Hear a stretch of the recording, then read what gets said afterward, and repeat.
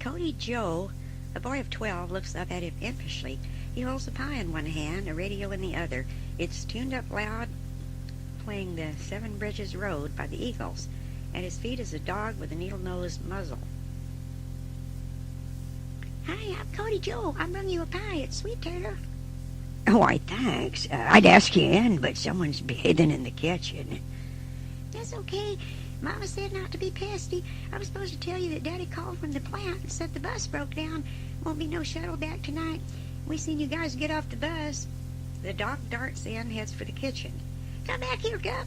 Don't worry, I'll get him.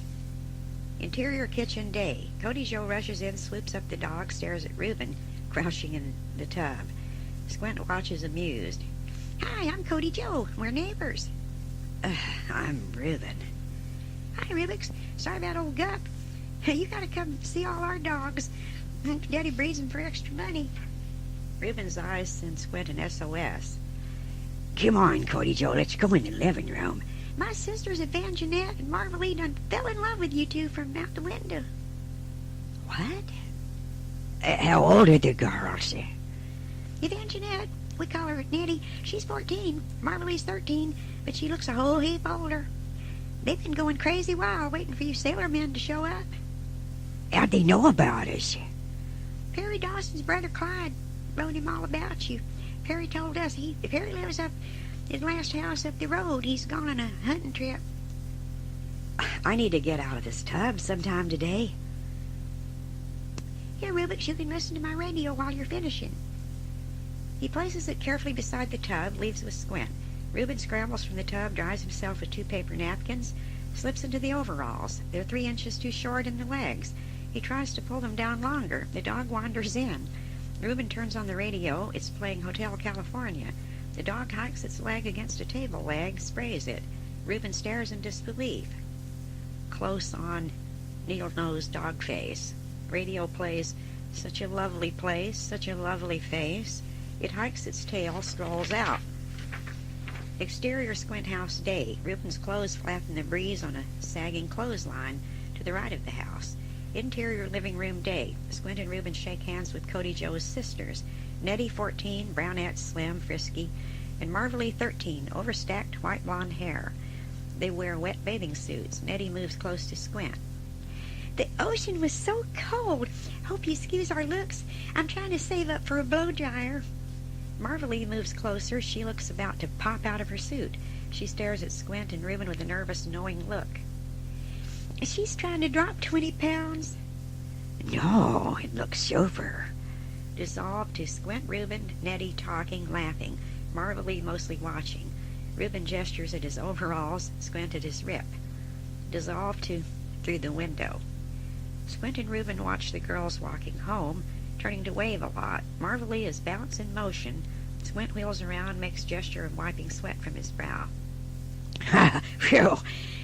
Well, we just got it ashore, and look what's thrown at us. Jailbait City. We need to get out. Oh, no, the father's coming. Squint looks out the window. Julius Caesar, has he got a shotgun? But we ain't done nothing.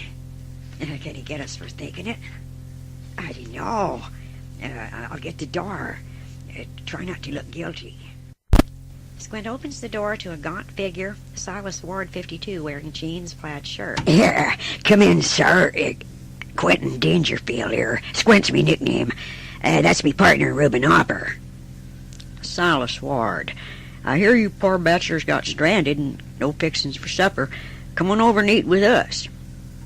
Exterior, Ward's backyard, dusk. Silas leans toward his wife, Wandalyn, 40, frail. Yes, sir, Wandalyn.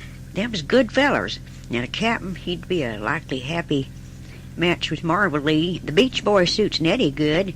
They'd join their land with ours. We'd build on our houses. Strange all this luck came through Perry Dawson's weird brother, who I never liked. Exterior, Daggerville Harbor day. Exterior, Eagle Ray day. Interior, cabin day. Squint booms into the mic of his tape recorder. Well, it's Jack ashore and lost his arse. Literally. Some scuttball came out of the Sea Witch Tavern, lit, and bashed our boat's bunk. She'll have to be fixed at Stagbluff Harbor across the bay. He glances out at the Stagbluff skyline rising beyond. And tomorrow's me birthday, so I'll raise some ale myself. I'm going to buy that truck for $800. After that, if we didn't get a job, we'll be sitting in a basket on somebody's doorstep. It's enough to put out your pilot. Yeah.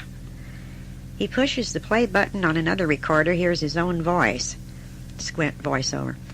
Start with a dream and conquer the world. I, Quentin J. Dangerfield. He snaps it off. Ah, shut up. I thought you was the music. Reuben Knox enters. She's developed boat odor. Stem to stern stink. Squint makes a wry face, holds his nose. Smells like our luck.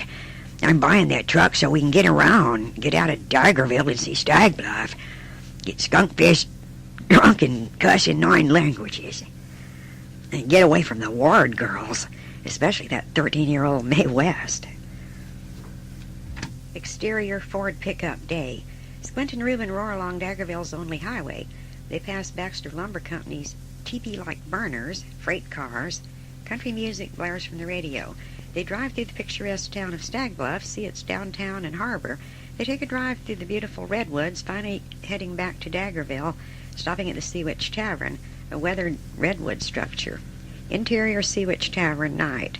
Squint is telling some admiring girls about the 3-inch scar across his anchor tattoo. Ruby Latterby, a barmaid, is running her fingers across it. The crowd is rowdy. Yeah, I caught that koala by the foot and he let me have it. A burly, bearded logger, Josh Hindenbaum, 39, hollers. The lies you're telling those gals as big as you are. Look, pal, I came here to enjoy myself. If you can't do the same, that's your problem. Josh notes the size of Squint, shrugs, walks to the bar. Squint resumes his rapport with the girls. Reuben is chattering with barmaid Twana Marlowe, 25, and enjoying the pitcher of beer he ordered. A noisy argument develops at the bar between Josh and Pete. Zotac, 38, slim, reddish hair. Suddenly Twana screams as a beer bottle comes sailing. Look out, sweetie! Reuben ducks, the bottle crashes against the wall, wets his hair. Pete is yelling now at Josh. Liar! They lunge at each other, fall and go rolling on the floor. Squint comes to Reuben's table. Watch it, Squint. The glass all over your chair. Squint hoists the chair, shakes the slivers onto the floor, sits. He fills his glass, lifts a toast to the fighting match. Drinks and to show. They roll by and thud into him, sending the drink down his shirt. He pours the pitcher down on their faces. They scramble to rise, each grabbing onto Squint's shirt. His shirt rips to the belly. His chair overturns, pitching him on top of them. They all struggle to their feet, start slugging. Reuben sails in. I'll tear your face off, Goldilocks. I'll wrap your ribs around your backbone. Squint knocks Josh across the table, sending others to the floor. A free-for-all breaks out, fists flying everywhere, tables overturning. At one point, Squint is slugged, trips, falls belly down on floor. A portly guy falls on Squint's back. Scooting with shirt front gone, Squint's stomach gets pitch black. Dodging feet, Squint rises, bucks the guy off his back. Someone's tremendous rear end thuds into him. His foot shoves it away. Move your big bombasha. Squint plows through the madhouse. 2 men in a wrestling clinch block his path. He clamps a hand over each of their throats, rips them loose, passes between them. He catches sight of Reuben being choked by someone from behind. He moves to help, feels a tap on his shoulder. As he wheels around, a flashbulb explodes in his face. He pauses, blinking. It explodes again, further back this time. As his vision clears, he sees a skinny young guy who gets another flash of him in side view. The guy moves through the fighting crowd, popping the flash here and there. Squint turns to an old man bystander. Who's that little spider legs?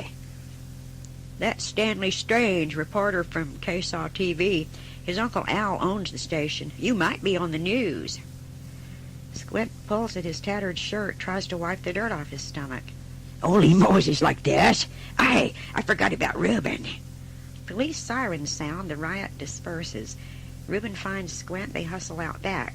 Exterior, behind Sea Witch, night. You should have worn a t-shirt like I always do. You wouldn't have gotten so exposed. Yeah, we might get exposed on TV. There was a reporter taking pictures. I didn't even get one drink in that freaking place. There's one of those guys you poured beer on. The logger Pete looks apprehensive. Sorry about all that. It was Josh's fault. He threw the bottle. Don't worry, mate. I've had me fill of thrills for the night. What were you blokes fighting about anyway? It was over some bets we had on the Paul Bunyan contest that's coming up next month. It's between the lumber companies, Baxter and Vanderwood. Is there money in it? Yeah, $1,000, but it's a killer. Log rolling, tree chopping, race down a wild chute. I'd like to enter. I need the thou. Now go apply at Vanderwood. Tell 'em Pete Zotek sent you. They'll give you the rule sheet if you're hired.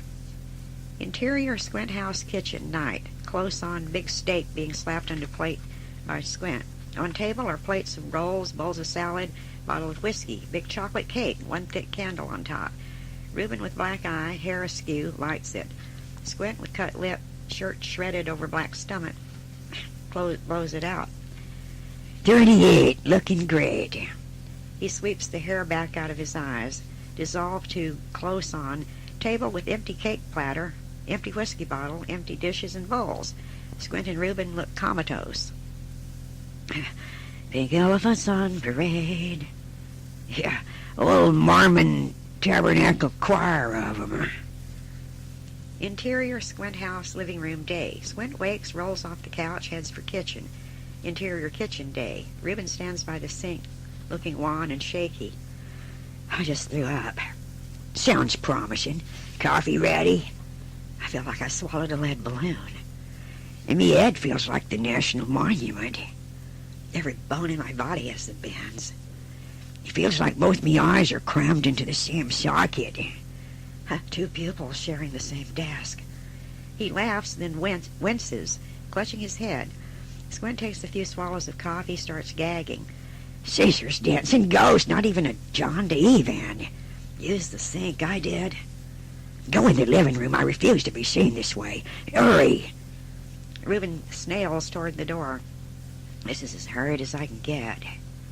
Interior living room day. Reuben burrows into the sagging couch. Squint enters, sits down hard on the squeaking cot. Feel better? I'm about to the stage of a knock-kneed whistle. He's shifting his weight, the cot squeaking loudly. Can't you sit quieter? Every sound's super magnified right now. I don't ask impossible things. There's a loud knock at the door. He trudges to answer it. Nettie and Marvelise stand holding a large cake piled high with gooey icing. Nettie shoves it into Squint's hands. For your birthday, and this is for Mama. She takes the quilt from Marvelise's hand. The bright, busy patterns reel before Squint's eyes. It's called Sunbonnet Sue and Cartwheels. So many Sues and wheels. It's just astounding. Here's a paint-by-number sailboat we did. Lord, I wish we was all on your boat, rocking and rolling there. Squint looks from the cake to the painted waves, smothers a moan. Marvelise. Birthday kiss. She leans up, plants a long kiss, which he plants back. Nettie moves in for her turn. Squint sets down the cake, quilt, and painting. He embraces and kisses her. Reuben swats at a fly droning over his head. Shut the door. You've let a fly in. Squint snaps back to reality, says to the girls. Wait right there. I have something for you. Did we hurt your lip? How'd it get cut? Squint digs a blow dryer from a box, hurries back. We got in a brawl. To thank you for everything, I'd like to give you this. Both girls squeal at the gift. Nettie waves it proudly. It's got 3 speeds. I hope you enjoy all 3. Now you gotta excuse me and Reuben while we clear up our bruises, find some jobs, and some girls are on edge. Say hello to your folks for us, and thanks. Bye now. He shuts the door, turns the sailboat waves to the wall, puts the cake on a living room shelf, noting Reuben asleep on the couch, addresses his back. Thanks for taking me bad.